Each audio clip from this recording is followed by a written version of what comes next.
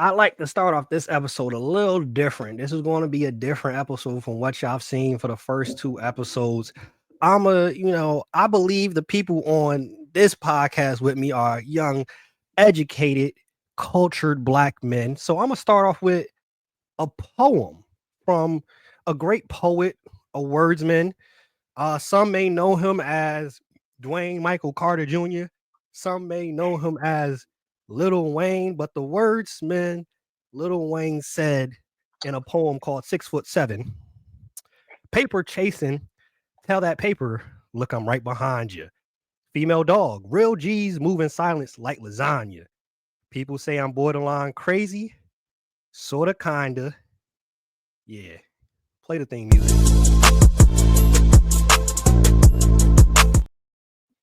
Yes, sir. So some may be wondering why did I start off with that? Let's break it down. Paper chase and tell that paper, look, I'm right behind you.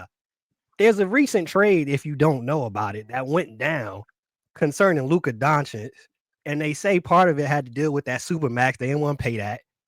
Real G's move silent like lasagna. Ain't nobody know about this trade. Nobody knew this was happening. And then people say I'm borderline crazy, sort of, kinda. Yeah, they saying that about Nico Mannion. Fellas, how y'all doing tonight? I'm doing good, man. I'm still trying to process everything. Uh, Hell, I'm still trying to process that intro. How Tone put it together. You're like read the lyrics and then said, "Play the music." Brought the music in. I'm ready, man. I'm 3 hours behind my normal time, but I'm ready. Let's get to it. Hey, I know we talked about it. We texted each other. It was a wild weekend.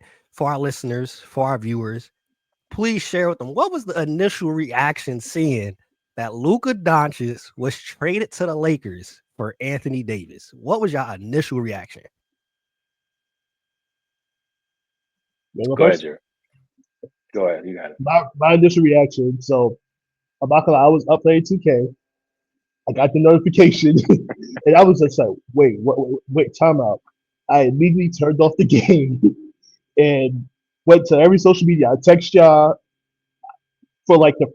I didn't realize it was really real until ESPN posted. Like like I said, I'm still trying to process it. Yeah. So it would actually have been a pretty active night for us in the group chat because the Knicks were playing the Lakers.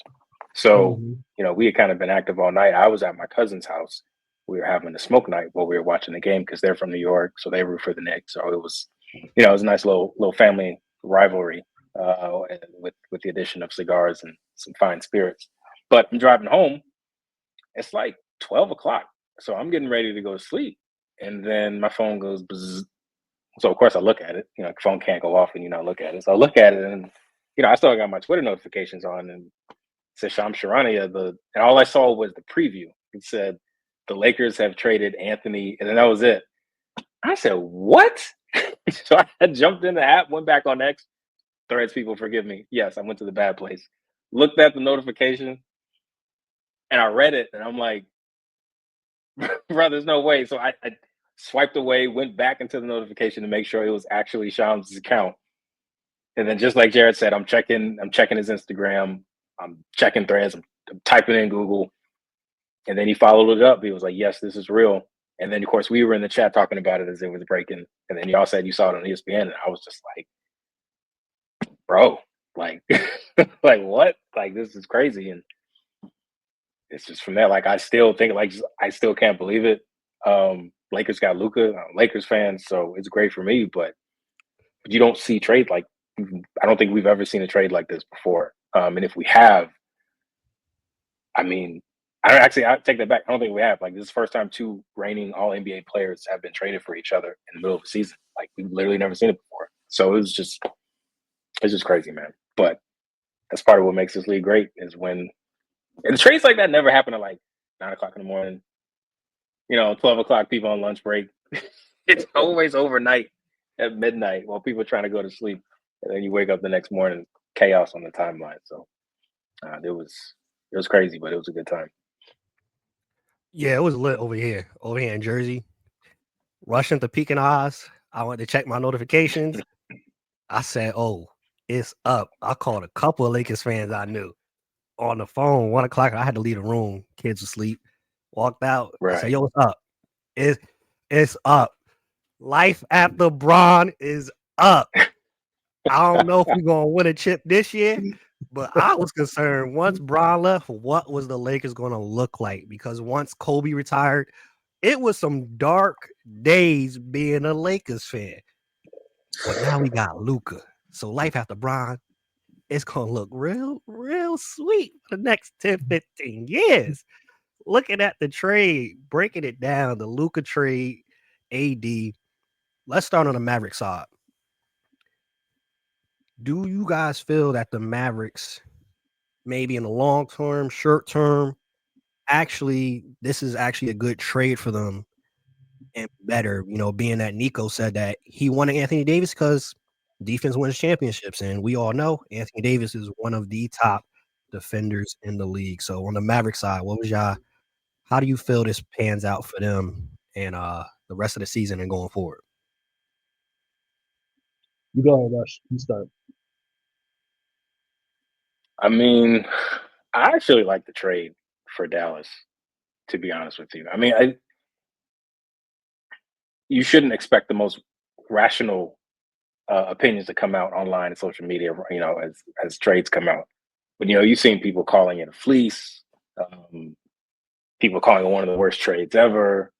Like, let's show some respect to Anthony Davis right quick. All right, like the brother has a title, All NBA, All Defensive. Like he is what almost anything you could ask for in a big man. Can score, can defend, has been relatively healthy. I know the whole street clothes thing has been coined, but he's played like 87. He played like 87% of his eligible games as a Laker. That's pretty good. You want 100%, but if I can't get 100, I'll take 87. So you look at Dallas. You've got the bigs, although I think Lively is out. If not for the season, he's out for an extended period of time. But you still got Gafford. AD can play the four. Finally, he can play the spot that he's always coveted since he left New Orleans. And you still got Kai. You've got PJ. You've got Clay. You've got Max Christie. You've got Dinwiddie, who can always surprise you for a big game. You've got Hardy. Like you've got Grimes. You've got talent. You've got Marshall. So obviously there's going to be a period, a transition period. The team they've got to change their whole offense because I imagine it was built around Luka being there. So you've got to adjust some things. Although I think Kyrie can do some similar stuff as Luka, but you've got to integrate AD. So it's going to be they're going to have to figure it out. But I think once they do, I think they're going to be a really formidable team. And I don't think the Western Conference Finals is out of the picture. And if you can get there, anything can happen in a 7-game series. So I think it was a solid trade for the Mavericks in the short term, and then long term, if it's a financial thing, I believe AD, Kyrie, is it PJ? I think all their contracts line up so that they're all free agents. They all hit free agency at the same time. So if things aren't Yes, going sir. well and you got to reset, then you can reset at that time. So um, I think it was a good trade for the Mavericks. I don't think that it was like the worst trade ever, like some people are trying to pitch it to be. Jared, like Nico said, the goal is obviously a championship. With this roster now, with adding AD taking out Luka, do you see in the next 2-3 years possibly a championship actually happening for the Dallas Mavericks with AD being there outside of Luka? I think it could work. Um, I feel like AD just need to, rediscover his jump shot. I feel like he struggled with it off and on. I feel like it's good, but at the same time, you just trade away basically your future for win now. 25 years old, 5-time All NBA, 5-time All Star, and he hasn't reached his peak yet. So, and rumor has it that they traded him because of his weight, and he couldn't stay in shape, whatever the case may be. You don't think that him going to the Lakers is going to whip him into shape? Now it's a wake up call for him. So now they're saying, oh, the Mavericks might win a championship before the Lakers. I don't know. I'm not too invested in what the Mavericks could do until I actually see it on paper, everybody healthy. Plus, Clay's looking slower and slower each game. Kyrie's still playing good. Anthony Davis, when he's on the court, he's amazing. I just need to see how everything meshes together because Luka brought a lot to the table, and you can't replicate that. But it is a possibility that they could definitely get to the conference finals. But I still think they're just like they're probably like 2 years out of their window because I think all of them are 30, right? AD, Clay, and Kyrie, all of Yes, them over sir. 30. Over Yeah, 30. yeah. So it's going to be hard, but they have a chance. What do y'all think about Nico as a GM? Because the press conferences came out, J Kidd sitting there awkwardly, looking like, you seen the press conferences when dude done cheated on the girl and she got to sit there and hear him talk about it was a mistake and I'm going to be better. He's sitting there awkward throughout the whole thing. Nico said that coach didn't know, J Kidd didn't know, ownership didn't know, Luka didn't know. Thoughts on Nico as a GM making this move? I mean, we look at his track record. He let Jalen Brunson walk. Going back to before he became a GM, he messed up the pitch to get Steph as a Nike, call him Seth, and had a PowerPoint for KD. What do you think about him and his job security in this? Because this is safe to say a pretty bold move to trade your future and the beloved Luka when the plan obviously was 20 years with Dirk, 20 years with Luka.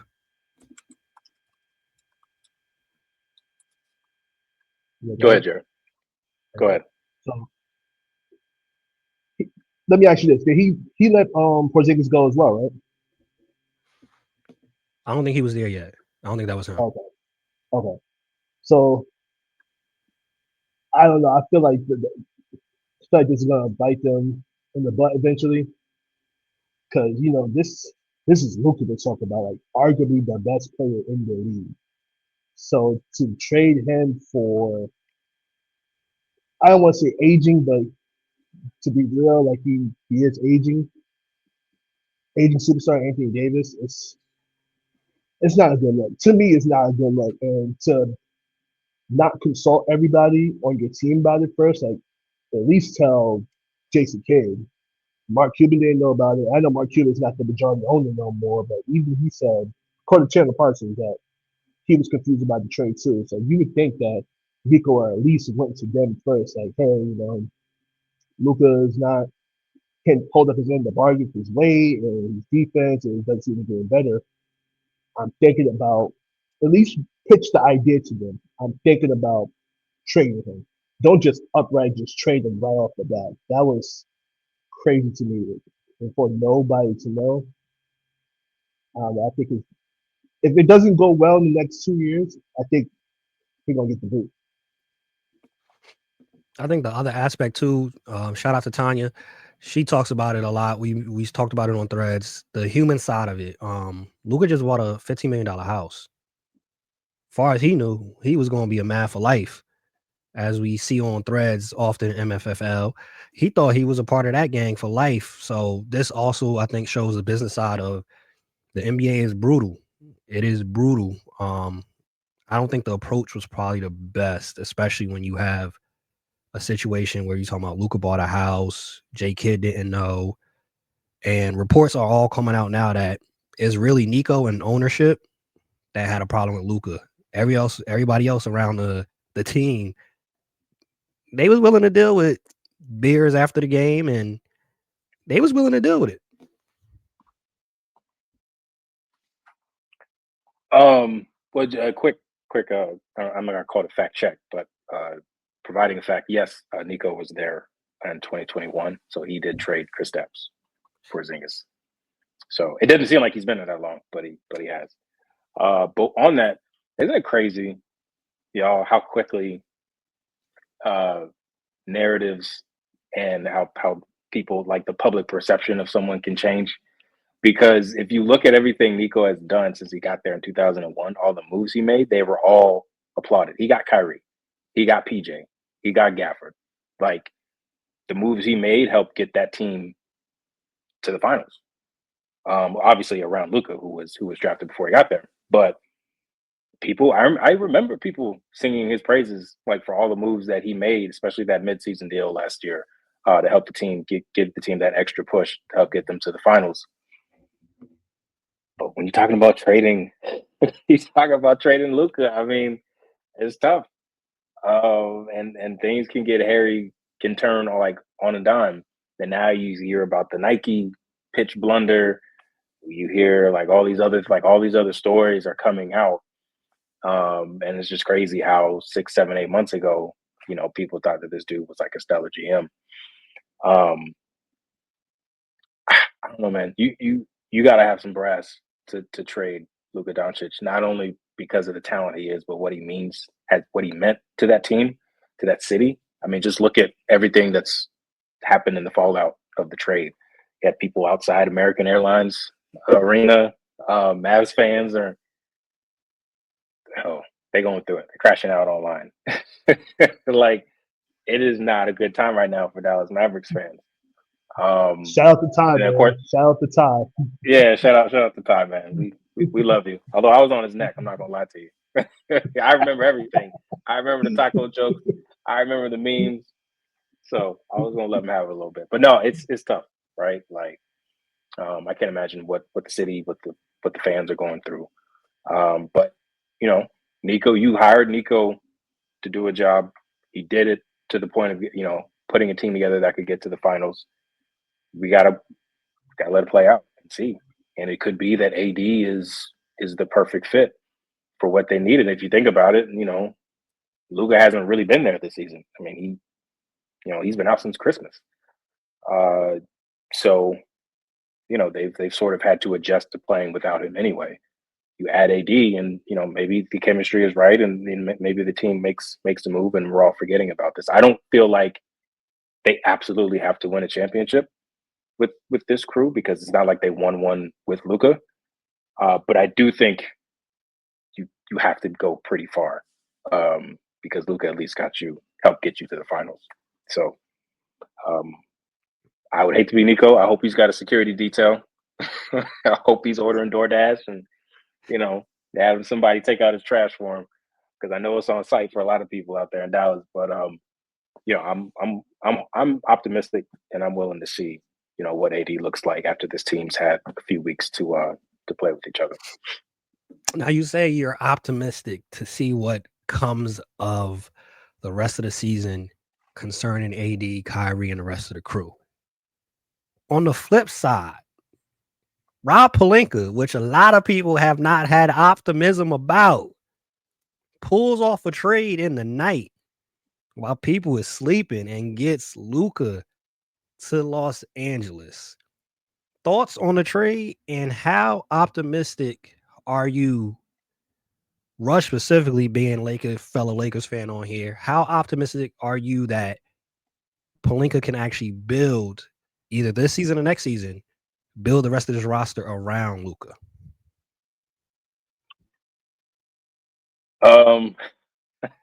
I don't know, because everything that all the reporting that's been out has said that Nico really approached Rob. So it's not like, I mean, it was the idea of the deal was brought to him, right? So from there, he just had to work it down to the point where he felt it was acceptable. I don't know that he was out sourcing. Of course, we don't really know what's going on in the day-to-day, how many calls he's making, who he's touching, who he's checking in on. But Rob seems to always push the limits of Laker Nation's patience, right up to the line, and then happens to always get something done. I don't know how he does. I don't know how many lives the man has, at least 9. But somehow he always pulls it off. Somehow the Lakers just always seem to pull it off. They get a piece that either they really need or they get a big fish. And it's usually some years later before they get some championships. So I think having Luka, it puts them in a weird spot, right? Where it's they could either continue to try to go for it, try to contend now with a 40-year-old LeBron, or you can save draft picks maybe make small moves around the margins, try to start building that team around, and then maybe you add some bigger pieces down the road, once LeBron either moves on or retires. What I think is that some people on the roster who weren't as expendable before AD was moved are probably somewhat more available now. There's probably another deal out there for a capable big man, and maybe another ball handler or another wing, especially after we lost Max. So level of optimism, I'm probably at like 60%. Rob can get another deal done. It just depends on what kind of deal it is. And I think if there is a next deal to be done, what the kind of deal that it is will tell us a lot about whether they're playing for now or they're have the future in mind. Jared, we talked about it earlier. You let me know, and of course, Rush, you can tap in after Jared answers this. Do you have any concern of a team with Luka and Bron trying to figure it out? Two players that everybody knows needs the ball. They gonna get their assists, they gonna get their rebounds. You have any concerns with this tandem of LeBron and Luka? So usually I'm not big on LeBron playing with ball dominant guards, but it's Luka, like one of the smartest players in the league. They're gonna figure it out, and we know how LeBron is with his IQ and his passing ability. To be honest with you, I think this move added 5 years more to LeBron's career. He's not going to have to be dominant on the ball as much anymore. He can more so pick and choose his spots now. Man, he can run pick and roll with Luka, and that's going to be insane. That's going to be crazy. So I think they're going to figure it out. But like Rush said, I think they do need a capable big. As far as like the wings, they just got Vanderbilt back, so I feel like if he stays healthy, that can fill that wing void. Just got Jordan Finney-Smith, who's playing really good, and I feel like that could be your starting forwards right there. And then maybe you could put Braun at the four, like he's been playing for most of the year, and you put Luke at the point. You get center. Hey, LeBron made Jackson Hayes look like the white few games ago, so it can work with Jackson Hayes for a little bit as a backup. Maybe they could go get Jones Valanciunas from the Wizards. Maybe they can try to get Time Lord off Portland's hands because he's just over there wasting away. So I feel like Rob has one more move in him. But I feel like the roster that they have now is good. They just need that one big that can really help them take them over the top. It doesn't have to be like a big swing or anything. It could just be like a rim runner, a guy who can protect the rim, catch lobs, things like that. But being able Mitchell to Robinson? finish, listen, that Yeah, Jared, I don't want to see what are your thoughts on Mitchell Robinson in purple and gold? Tell me, I'm curious to hear. the Knicks need Mitchell Robinson. Bad, bad. So, man, oh my God, if we lose Mitchell Robinson after we lost Hartenstein, if we just left with Precious Julia and Jericho Sims, I might cry. Hey, But Rush, Yep. before you break it down, right, and share your thoughts on the tandem between the two. I heard J.A. Adonde say something today that I think is very true and people need to remember, especially what he did in the Olympics. I think that's what we will kind of see going forward with Luka on the team. When LeBron doesn't have to be the best player on the court, he can be the most valuable player. And that's a scary version of Bron. We saw it in the Olympics. Was he the actual best player every single night? No. But he was the MVP. If you get the LeBron, doesn't have to be the best player, doesn't have to have most of the scoring load, all of the decision making, and he could just pick his spots and be a killer when he wants to. Oh, that's scary, Tom. hold on, I want to ask you Yeah, something. Do y'all think that Reeves will be the starter or the sixth man? I think it depends. I think you can probably roll out. You can probably do Luka, Austin, LeBron, Rui, and then whoever, because it doesn't matter because they're not going to be as good as AD was. But is it the most effective lineup? Probably not. But Austin's been playing really well, so I don't know how immediately you want to move him to the bench, right? I just because we saw what kind of happened with him when he was kind of being jerked around in the lineup, out of the lineup with Darvin Ham. So he probably should be there, but I think just with the way everything's been, you need as much continuity as possible. So I think you should probably leave him in there. But how you stagger the three of those guys in minutes is just going to be just as important.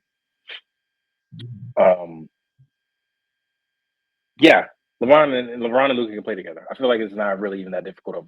It's not really. It doesn't need to be a conversation, right? It's not like this is no shade. People gonna take this as disrespect. This might be aggregated or whatever, but it's not like it's DeMar DeRozan and Zach LaVine, right? Now those are two phenomenal basketball players.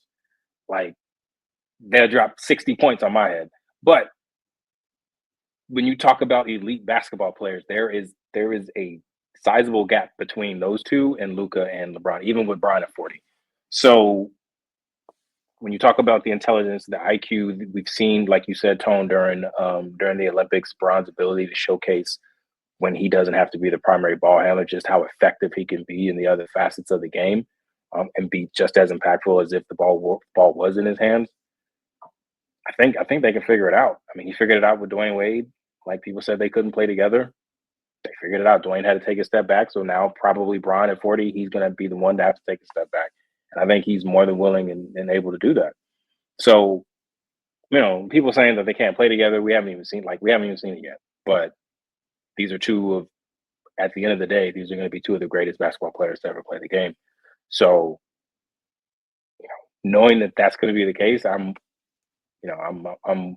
more than willing to believe that they can not only play together, but they can be very, very, very scary sharing the court together. Before we talk about the big trade that happened the very next day, like the weekend was crazy for the NBA. Rush and Jared, y'all can answer this. Whoever want to go first. I think Rush probably go first, being that you have a detailed Lakers history and knowledge. I think it's safe to say we will call you the Lakers aficionado on this show. For Luka. Too much pressure. Pressure, don't say that. So what we've seen though, we mentioned Lakers always get their star, right? Typically though, to be a star in the face of the Lakers is more than basketball. It's the personality aspect. It's the things that you do off the court. We saw with Bron. We saw with Kobe. We saw with AD that really wasn't the case. We seen it with Magic, Kareem. Like the list goes on and on and on. Do you think Luka has enough charismatic, if he has enough charisma, if he has enough personality off the court to be one of the faces of the Lakers organization? Yeah, I think so. I think so. He's actually pretty charismatic, I think. I don't follow the Mavericks like as closely as I like do the Lakers. But I feel like he's always like goofing around in practice and always making people laugh. He gives pretty good interviews from time to time, and he's usually good for a soundbite. Like when he called out was it Tim McMahon, always writing negative stuff about him. And that's the kind of stuff that LA media, big market media, kind of thrives off of. And I don't think he's afraid at any moment. And I think that's what matters more than, maybe off the court stuff, because we've seen time and time again, if you deliver, LA fans, LA media, they will love you like forever. If you deliver, and Luka's box office. So I think he'll be fine. I think it'll take some time, but maybe not immediately right away. But no, I think he can kind of fit that bill that we've seen from other Laker greats. I had to ask because I listened to literally about 10 podcasts today on this trade, and it was different Lakers podcasts specifically, like 2 or 3 of those that were saying they was wondering on that aspect, Luka as that next part. Once LeBron leaves, could he fill that bill of the face off the court? You mentioned earlier, DeRozan and LaVine, they're back together. buds and reunited, feeling so good in Sacramento. For those that might have missed it, I'm gonna break down the trade for you. De'Aaron Fox was traded to the Spurs. They got De'Aaron and Jordan McLaughlin. Sacramento Kings got Zach LaVine, City Sissoko, 2025 first round pick, 2027 first round pick, 2031 first round pick, 2025 second round, 2028 second round, and another second round for 2028. While the Bulls, they got Zach Collins, Trey Jones, Kevin Herter, and they got back their own 2025 first round pick. What were your thoughts on this trade? This one we at least knew was more than likely going to happen.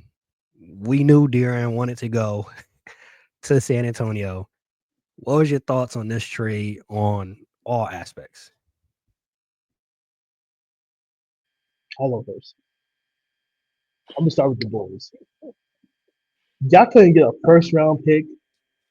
Y'all couldn't get nothing. Y'all couldn't get Stephon Castle. Like, come on. This is who's the GM over there? He needs to be fired. Forget about Nico at this point. At least Nico trade for an all NBA guy. The guy in Chicago needs to go. That was a horrible trade.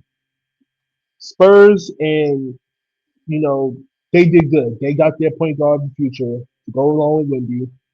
Um, Sacramento, they just gonna be stuck in purgatory for another 5 years because they didn't learn from the Chicago situation. Levine and DeRozan, it works for an extended period of time, but at the same time, you need an actual point guard that's going to set those guys up.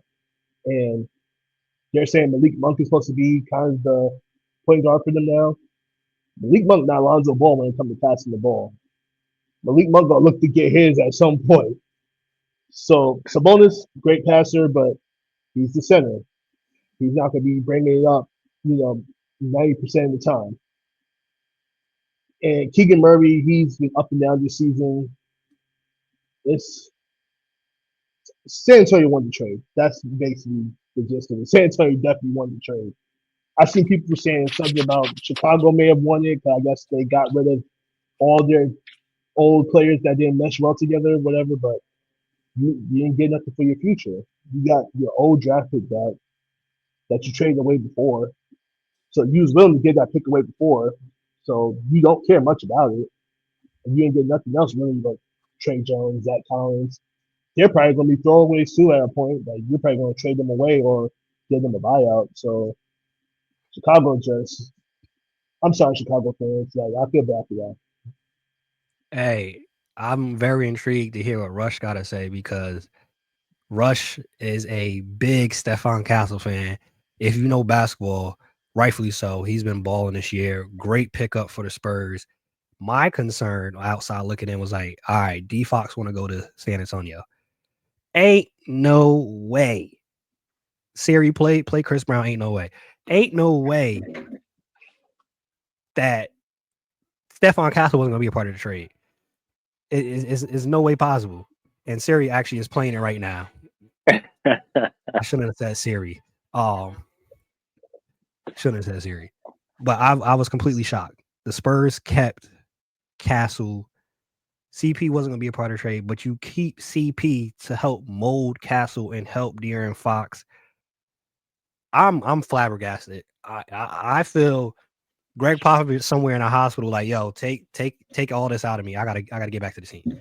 He probably rushing, trying to check himself out of the hospital, seeing that he got De'Aaron Fox and kept the rest of the roster.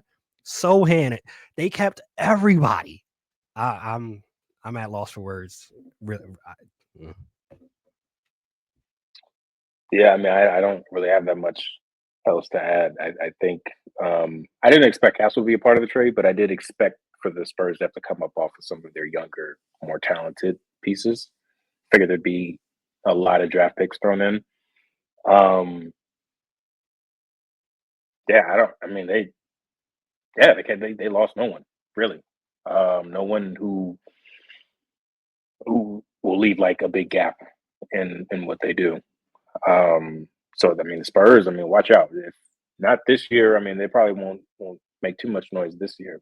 But next year, man, like they just accelerated like their whole timeline. I feel like by getting De'Aaron Fox. Now things still have to come together. There's still quite a few ball handlers. They still have quite a few pieces in the backcourt, a lot of guards, and they still there are times when Wemby can still sort of disappear, even with Chris Paul there.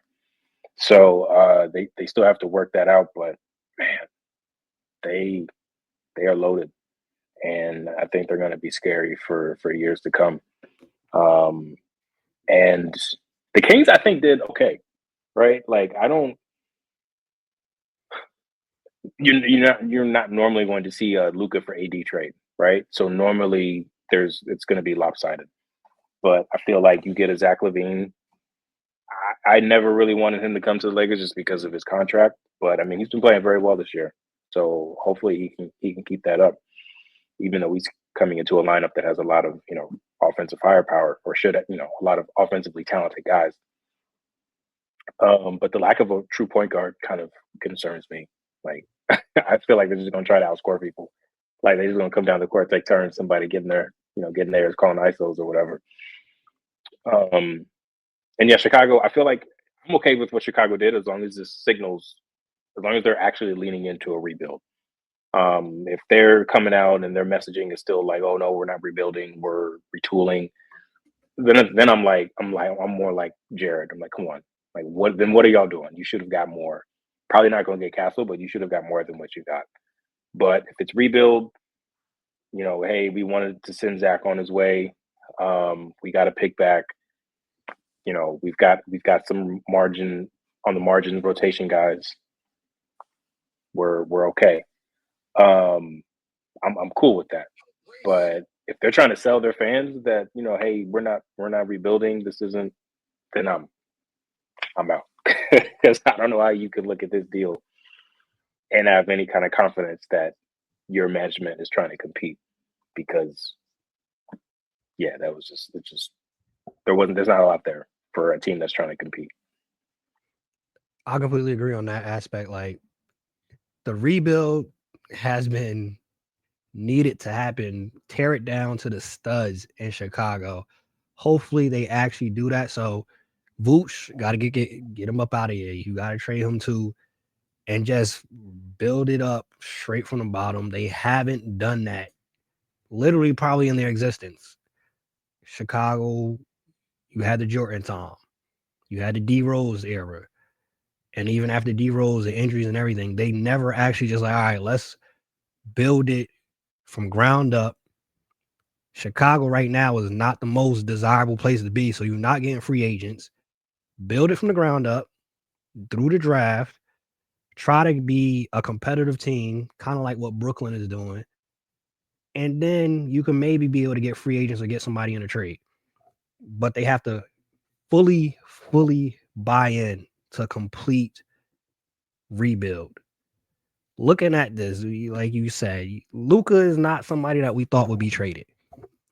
It's not a name that you think of. It's one of those things where you trade deadline happens, and there's certain names that come to mind. Is like yeah, they not getting traded. Don't even call this team about them.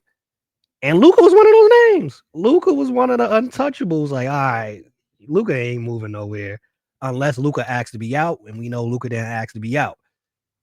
Who comes to mind? Even Josh Hart tweeted about it. Like, yo, who are the untouchables now?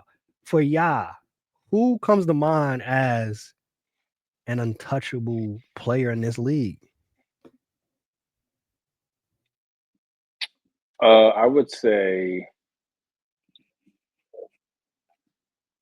probably Jokic and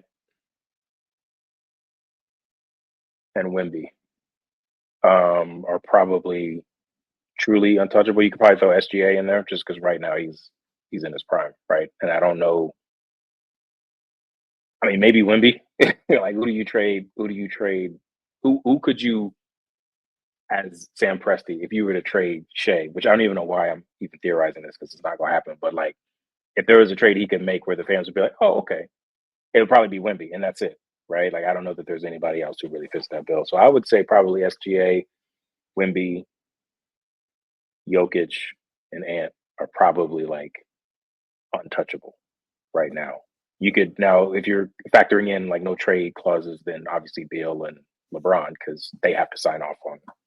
But when I think of untouchable, I think of somebody calls me and is like, "Hey, what will it take to get Wendy?" I'm hanging up the phone. Or Wimby, not Wendy. Excuse me. I'm hungry. I got burgers on my mind.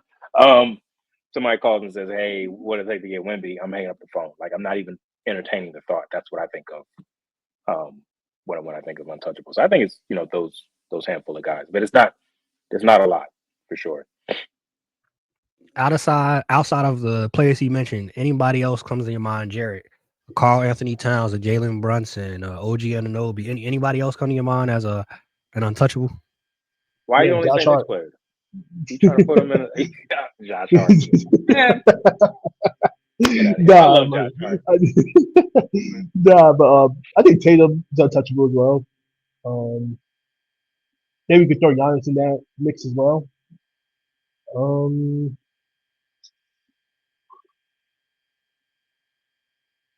Devin Booker, Steph Curry, I would think they would be in that too. Um, it's probably just about it. But I want to put one name that probably is untouchable as well. Probably Ben Carroll. I don't think Ben Carroll Orlando's gonna trade him away because they always lose out on stars. They lost out on Shaq, Dwight, T Mac. So they always lose out on stars. I feel like they want to keep this one. So I Well, feel if like he they should if be they in that. trade him, they don't got to worry about him leaving on his own. They just get ahead of That's it. true. Just they trade him. That's true. But for him to be only be 22 and on the upward trajectory, I don't think they're gonna even think about that. At least no time soon. Yeah, You probably mentioned not. Giannis. You mentioned Giannis. Do y'all think maybe not this year, but do y'all think at some point Giannis is the next like big star that's going to ask for out? The next big star. Um, I mean, you can never really tell, right? Like you just never know. But he's probably the one who's shown the most signs. Like he'll sort of dance with the whole officially asking out, and then he'll sort of retreat, and then you give the Bucks credit; they usually respond with some sort of move to satisfy him, like they went on and got Dame.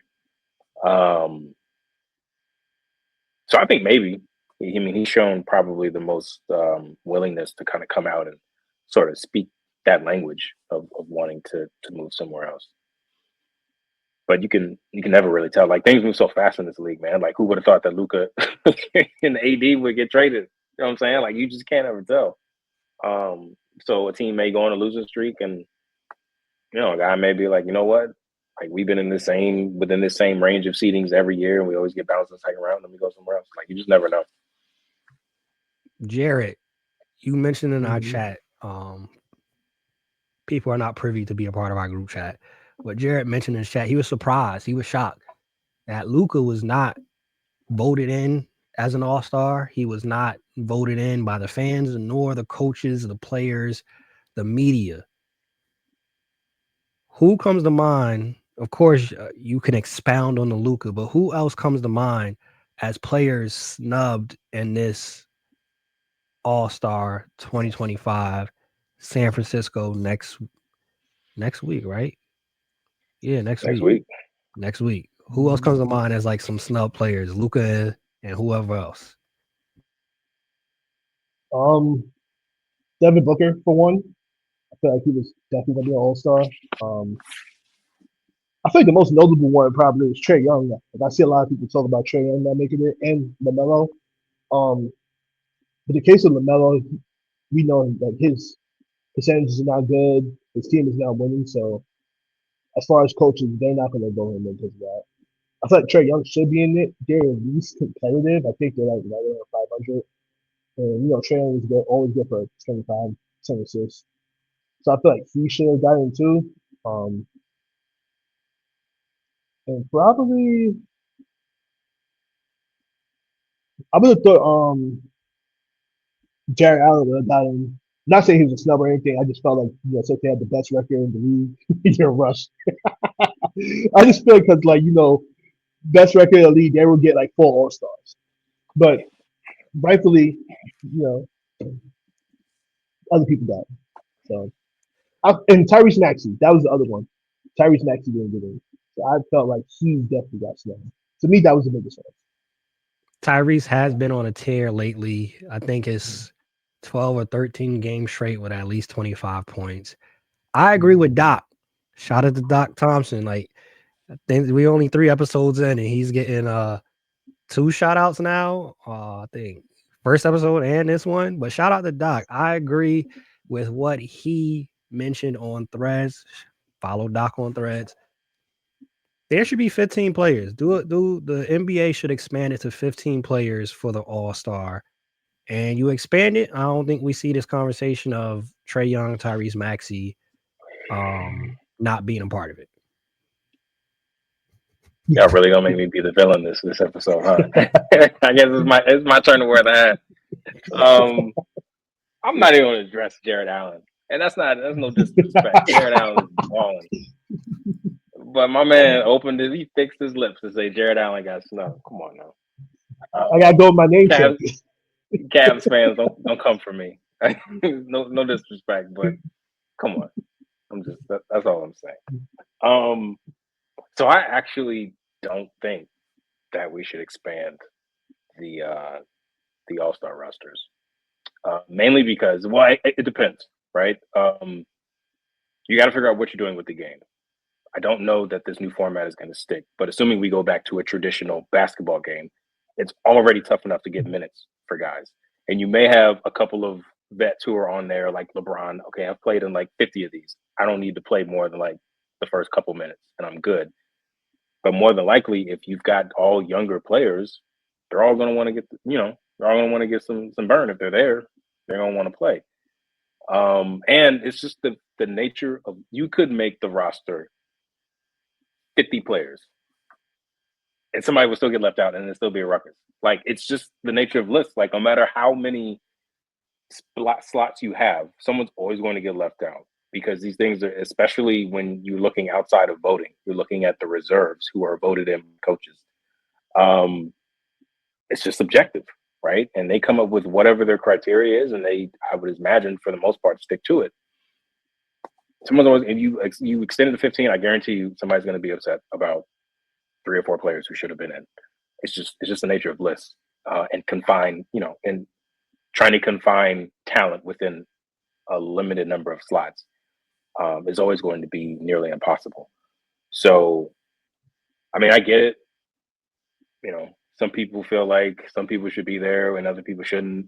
Some people want this happy world where everybody gets their due. It's just not reality. And, sports is a meritocracy. So unfortunately, you just got to play better, or, hopefully your team plays better and that sort of elevates your play. But yeah, I think they should leave it how it is. This is my personal thing. But I'll probably get flack for that, but I'll take it. I think you made some good, valid points, especially the point of playing time. And you mentioned Bron. We know Bron. Bron still at this point, being 67 years old, he still won't play in the last 10 minutes. He still want to close out the game in the All-Star game. Like, he don't be thinking, oh yeah, I should probably rest because we got a pretty big second half. No, Bron, I would want him to rest, me personally, but Bron don't be doing that. Bron don't be doing that. So that's complete fact. Real quick, I just got this notification. It didn't happen, but they're talking about a possible KD to Warriors reunion. Do you think KD gets moved before the trade deadline to the Warriors or any team, actually? No. Why not? Why not at this point? Sure. Like, you can't rule anything out at this point. I don't know what the benefit would be. Like, I got to see what you're getting back, because you made all those moves. You didn't make all those moves to just be in the middle. So unless you're openly rebuilding, you got to get a haul for KB, or get the right pieces if there's not equal or slightly lesser talent coming back. You better have some pieces that make that team hum. You know what I'm saying? Because you still go for more than likely you're still gonna be stuck with Bradley Beal and his $50 million. So hey, but I don't know. Crazy things have happened clearly, so I wouldn't be surprised. But who's Golden State gonna send for KD? Who's Golden State gonna send? And that don't do nothing for Golden State because it's just Steph and KD. I don't think that works, but that's the nature of the beast. They're gonna trade their untouchable pods.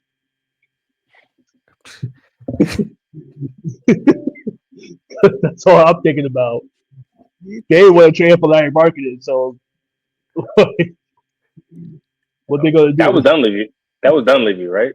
Yeah. Yeah. Well, look, that's the nature of the beast. Bring back Bob Myers. Well, he decided to step down himself. He saw what was coming down the line with the new CBA and all that. I want no parts. I'll be on. He got out of Dodge. Exactly. I'll argue with Stephen A. on ABC gladly than have to figure out how to make a team with this new CBA. Next episode, because this weekend they went crazy in the NBA, but the W has been going crazy too in free agency. So trust and believe next week we'll be touching on a little bit of the W, not next week, next episode. We'll touch on W in the free agency, a couple other things with basketball. We'll kind of get back to normal with your basketball news, some college basketball. We same week, it kind of got overshadowed. Asia Wilson did a hard let everybody know about Bam while her jersey retirement. So it was a pretty busy week for basketball. Worst kept secret in like modern American history. Like we all knew, bro. Like, favorite Olympian. We'll play alone. My favorite Olympian from out of town. Okay, girl, yeah, it was cute. Matching pinstripes and all that. It was cute, but yeah, it was cute. Next episode, unless it's Monday. It'll probably be a big trade that happens between now and Thursday. But just let you know, the next episode we will talk about WNBA free agency because here on this podcast, this is for basketball junkies. This is for people that love the game of basketball, whatever level you at. If you're just getting into it, if you really know the game, if you consider yourself a professional and you want to argue with everybody on social media, whatever level you are at of your knowledge of the game of basketball, if you love it and you love basketball, this is the podcast for you. Corner 3 Podcast, episode 3. We out.